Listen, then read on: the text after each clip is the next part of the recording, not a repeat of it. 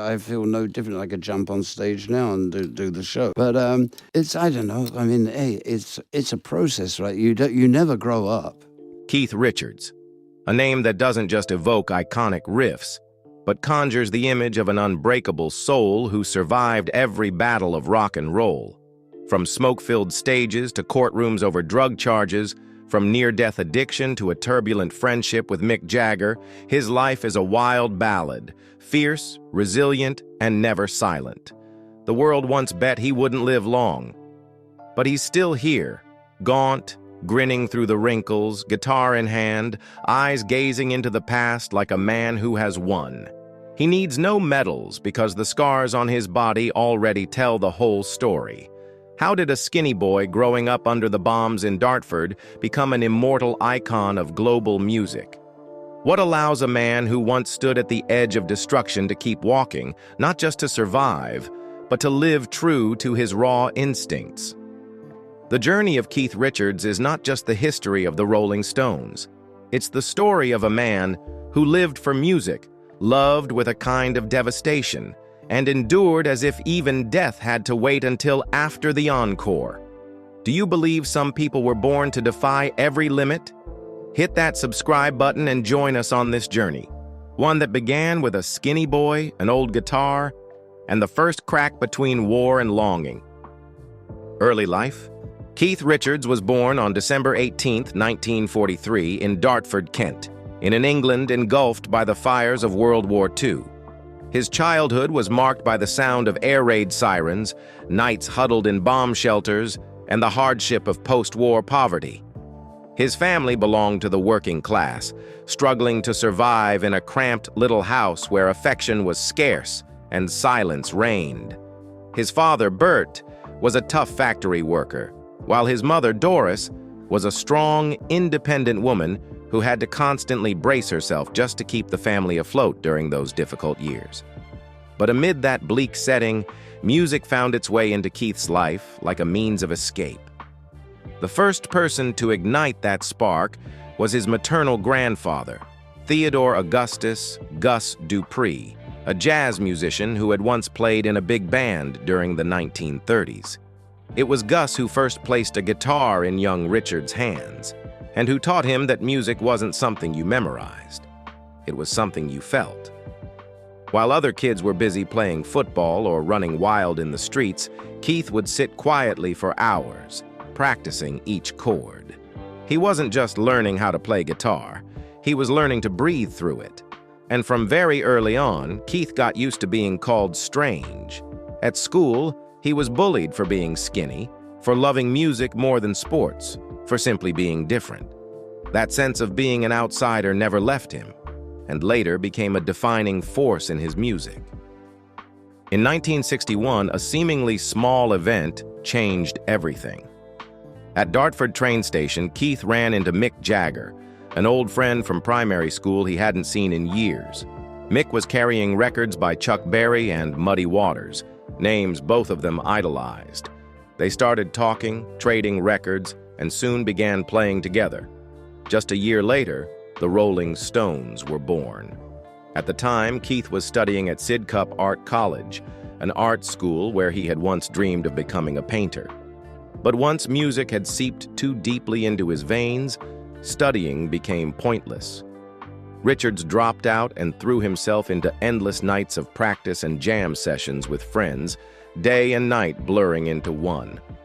The skinny boy from Dartford had finally found where he belonged, in the strings of a guitar, the thunder of the blues, and among a group of misfits ready to change British music forever.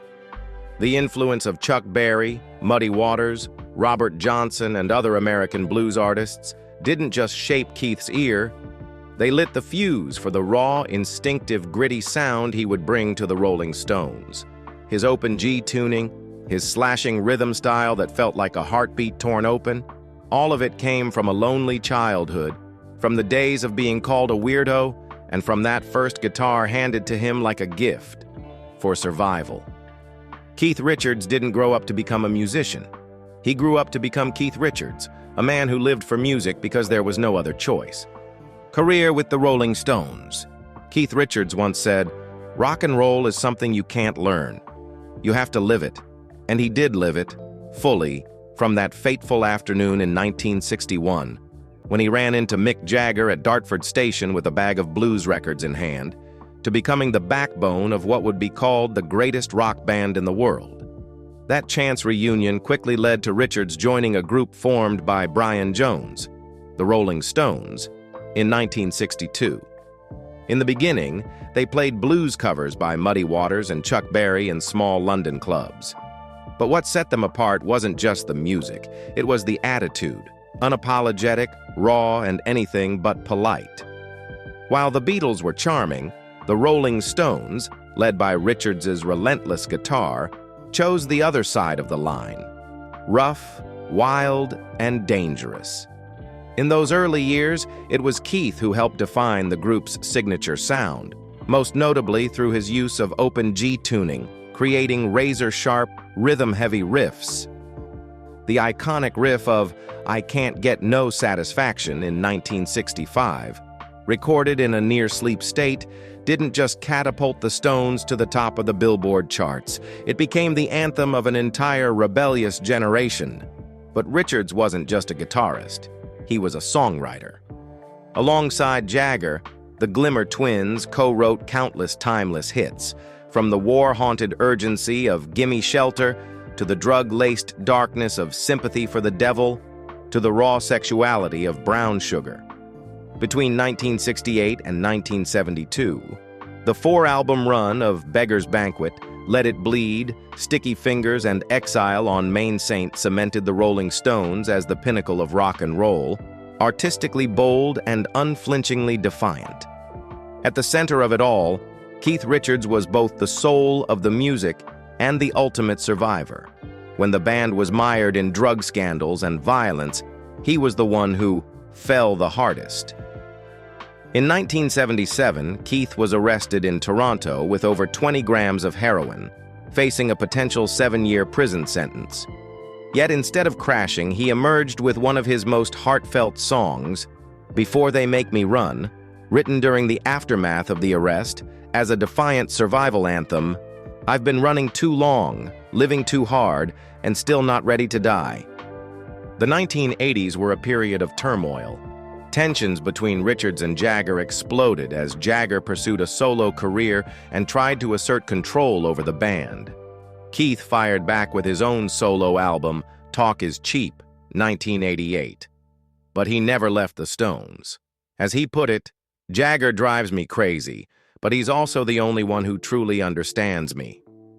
From the 1990s onward, the Rolling Stones entered their immortal era.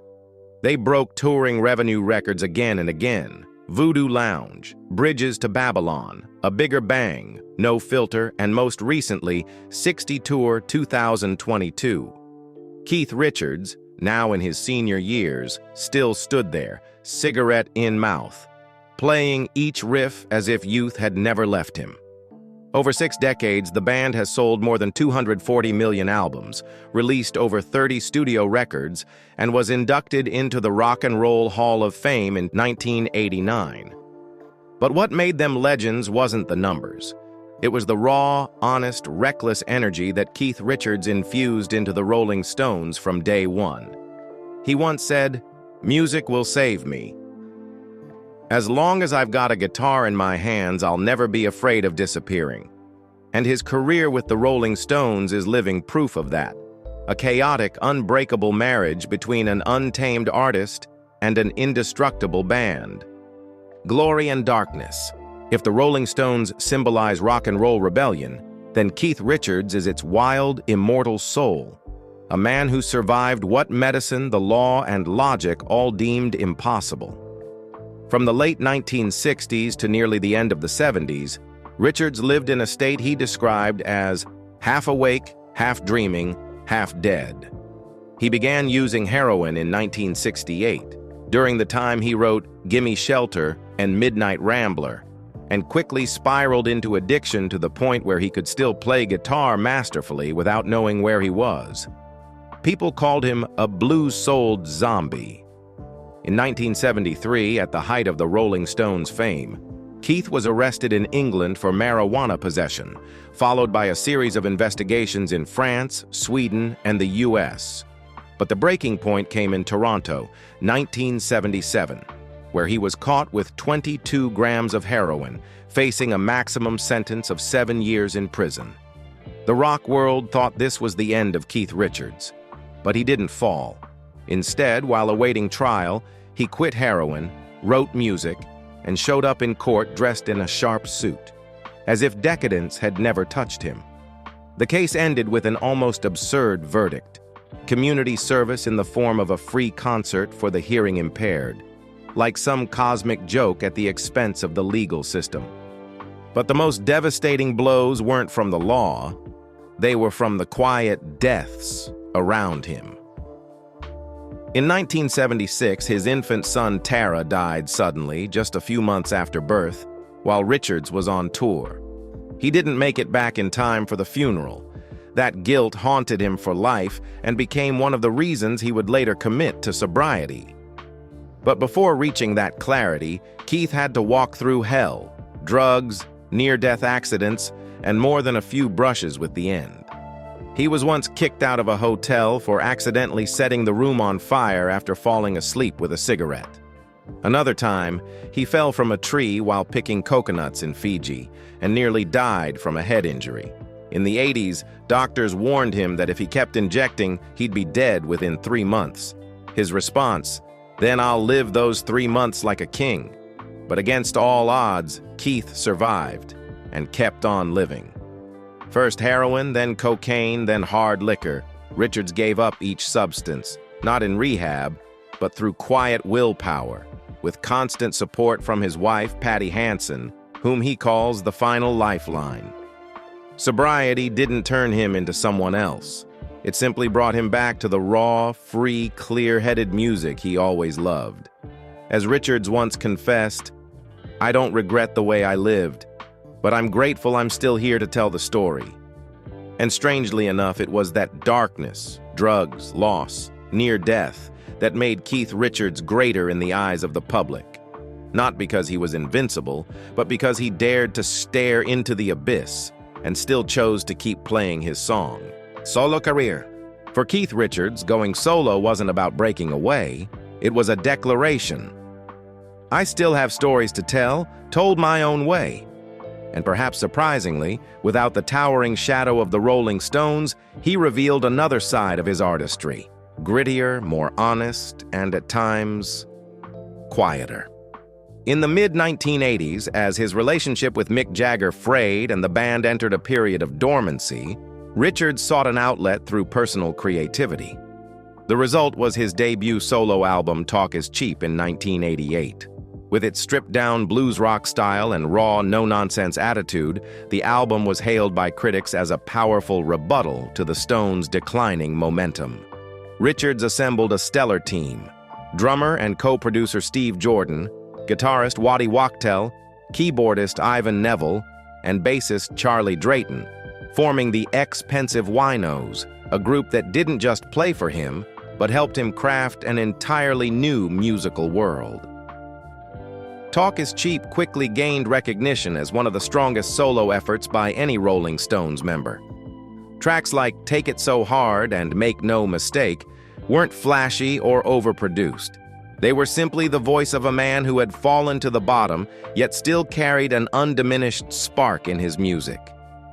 4 years later, Richards returned with Main Offender, 1992.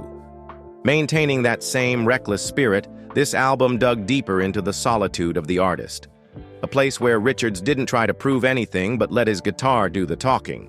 Though not as commercially successful as his debut, songs like Wicked As It Seems and Eileen further cemented his uncompromising identity, a musician who made no concessions, painted no illusions, and never strayed from his blues rock roots. Nearly 2 decades later, at age 72, when many assumed he'd retired, Richards unexpectedly released Cross-Eyed Heart, 2015. More than just a third solo album, it was a musical diary, a tapestry of country, reggae, soul, blues, and rock, woven together like a stroll through his memories.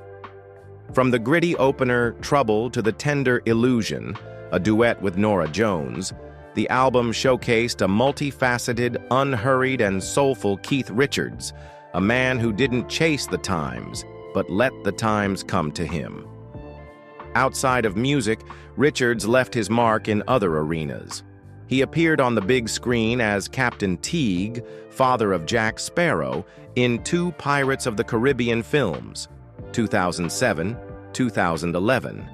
Emerging from the shadows with long hair and a gravelly voice, it felt as though Richards was the origin of the character. In fact, Johnny Depp has openly said that he based Jack Sparrow's persona on Richards himself, an iconic recognition in modern pop culture. In 2010, Richards published his memoir Life, widely considered the most brutally honest confession ever written by a living legend. He spoke of his wartime childhood, years of addiction, the meteoric rise of the Stones, and never-before-shared reflections on friendship, betrayal, and his deep love for the guitar. The book received critical acclaim and became a global bestseller, standing alongside the greatest music autobiographies. Even fashion, something he never took seriously, became part of his legacy. The headscarves, chunky necklaces, velvet jackets, and worn leather boots shaped what's now known as the Keith Richards style. Unrestrained, wild, and unmistakable, a timeless rock aesthetic that defies rules. Though his solo career never reached the commercial heights of his time beside Mick Jagger, it remains the clearest proof of one truth. Keith Richards never needed a band to become a legend. All he ever needed was a guitar, a story to tell, and a spirit that never bows down, and that was enough. Personal life. Out there, Keith Richards is the defiant symbol of rock and roll, drunken, reckless, untamed, and immortal under the spotlight. But behind the scenes, behind those perpetually tired eyes, is a man who once loved until he was drained, who lost until he went numb, and who tried to be a father in a way he was never taught. In 1967, Keith met Italian model Anita Pallenberg, who would become not only his partner but a central figure in both the legend of the Rolling Stones and the personal tragedies of his life. Their relationship was fiery and destructive, artistic, drug-fueled, and filled with emotional turbulence. Anita had once been involved with Stones bandmate Brian Jones, but left him after violent outbursts and psychological breakdowns, eventually falling into Richards's arms. Together, they had 3 children: Marlon, Dandelion, later renamed Angela, and Tara. But in 1976, tragedy struck. Their youngest son, Tara, just 10 weeks old, died suddenly of pneumonia while Richards was on tour in Paris. He wasn't home. He never saw his child one last time. Years later, Richards still spoke of the haunting grief through tears, saying, "The worst part is knowing I can't go back. I missed the one moment I'll never get again." Tara's death fractured his bond with Anita. Though they stayed together for a few more years, they slowly descended into the abyss of addiction and irreparable conflict. Throughout the 1970s and 80s, Keith's battle with heroin became the darkest chapter of his life. He was arrested in Canada for possession and faced long prison sentences. Yet somehow, sometimes through brilliant lawyers, other times through charity performances, he always escaped. But what he couldn't escape was the sense of slowly losing himself, day by day, hour by hour. Death, he once said, was always lingering like an annoying old friend. Then in 1983, Richards met Patty Hansen, a young American model with a smile that, as he described, cut through his life like light. Unlike Anita, Patty was not jealous, not addicted, not battling for attention. She simply was there, steady and quiet. They married on Richards' 40th birthday, December 18, 1983, and had 2 daughters together, Theodora and Alexandra. Many doubted Keith could ever be a normal father, but those close to him saw a different man, gentle with his kids, willing to listen, and always present when it truly mattered. In an interview, Richards once said, I never thought I'd live long enough to be a good father, but Patty taught me that love isn't something you learn. It's something you choose every day. It was one of the rare moments where Keith wasn't sarcastic or cynical, just quietly grateful. In later years, Keith and his son Marlon, who had grown up roaming the world with his father on tour, also found their way back to each other. Marlon shared that despite a chaotic childhood, he never felt unloved. Keith, for all his madness, always embraced his children when he could. In life, Richards confessed, "I can't undo the past, but I can be part of their present." From a distance, Keith Richards' private life might look like a chaotic blend of tragedy, swagger, and miraculous survival. But up close, it's the story of a man, one who lost almost everything, and somehow found pieces of himself again through love, forgiveness, and the small arms he calls family. Legacy and influence. If Mick Jagger is the face of the Rolling Stones, then Keith Richards is the heart, pounding, jagged, and never ceasing to beat out a defiant rhythm. For over 6 decades, he not only co-wrote many of the band's timeless tracks, from Jumpin' Jack Flash to Start Me Up, but also redefined what it means to be a guitarist in popular culture. Richards is not the fastest, most technical, or cleanest player, but he's the only one who could turn chaos into legend. With his signature open G tuning, he crafted a raw, hypnotic sound, one that can't be replicated, because it doesn't just come from his fingers, but from his soul. Keith made simplicity profound, turning a 3-note riff into a weapon that could shape an entire generation. His influence extends far beyond music. Artists from punk to alternative rock, from the Strokes to Jack White, from Slash to Kurt Cobain, have all cited Richards as an inspiration, not just for his guitar style, but for his way of living, authentic, fearless, and unapologetically true to himself, no matter how the world changed. He also became an accidental fashion icon. The headscarves, the wrinkled floral shirts, the stacks of silver rings, all became symbols of freedom. In an era where Polish was equated with success, Richards proved that disorder could be the sexiest thing of all. But perhaps Keith Richards' greatest legacy doesn't lie in record sales or million-dollar tours. It lies in the simple fact that he's still alive. His very existence defies all expectations, even his own. In a world littered with artists lost to drugs, alcohol, and the crushing weight of fame, Richards still stands, hair silver, hands weathered, eyes bloodshot, and still laughing at death like an old drinking buddy. He once said, "I didn't live to become a legend. I just refused to die a mediocre death." And through that stubborn survival, he's become an irreplaceable icon, not just of the Rolling Stones, but of an entire era where music was the only thing capable of saving your soul. In Rolling Stone's list of the 100 greatest guitarists of all time, his name is always there. In the hearts of those who ever lost themselves in a reckless riff, he's ever present. And on the stages where the echo of satisfaction still rings out, the swaying, unyielding figure of Keith Richards stands as the clearest proof.